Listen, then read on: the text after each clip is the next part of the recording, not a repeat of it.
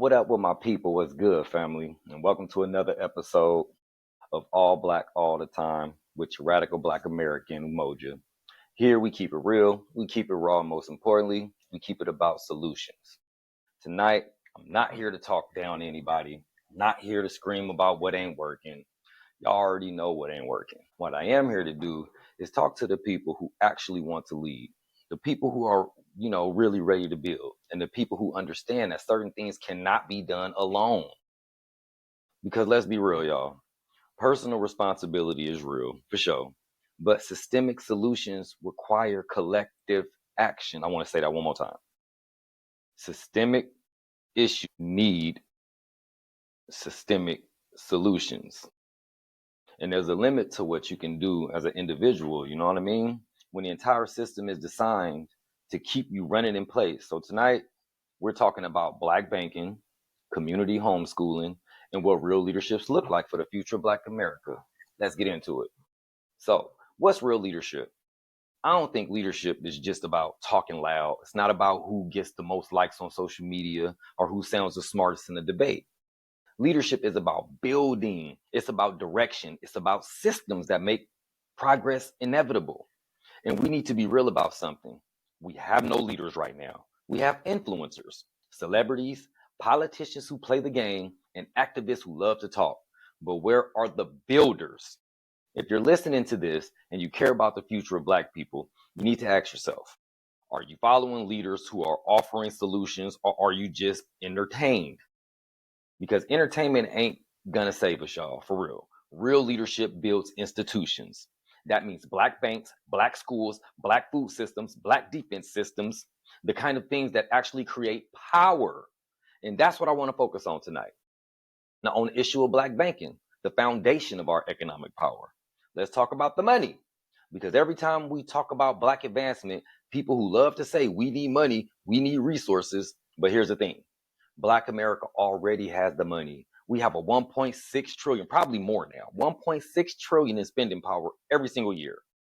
That means if we were a country, we'd have one of the biggest economies in the world. Again, if we were a country, we would have one of the biggest economies in the world. But guess what? We don't own the systems that circulate that money. Black businesses don't get Black dollars consistently. Black banks don't get Black deposits. Black people don't get Black loans. See the system? That's the system that's currently working. And then we wonder why we're always economically behind. We can't just spend Black. We have to bank Black. And don't come at me with that, but Black banks don't have enough branches excuse. The majority of banking is done online now. You can switch to a Black bank in minutes if you actually care to. We need more than support. We need a shift in financial culture. We need to treat our banks the way Jewish, Asians, and Hispanic communities treat theirs. They don't just bank with their own, they grow their own. And that's what we need to do. If you're serious about economic power, look up One United Bank, Liberty Bank, Carver Bank, or any legit Black-owned bank near you. I would suggest One United, so it's One Unite, obviously. But start shifting your money today. Because if you're banking with people who don't give a damn about you, don't be shocked when they give you nothing in return. Duh. Okay, something that's really near and dear to me, though, is the community homeschooling. And I think that that's the key to rebuilding our minds. So let's talk education. Because ain't no future without controlling how our kids are raised. Public school is not designed to make Black kids powerful. It's designed to make them manageable.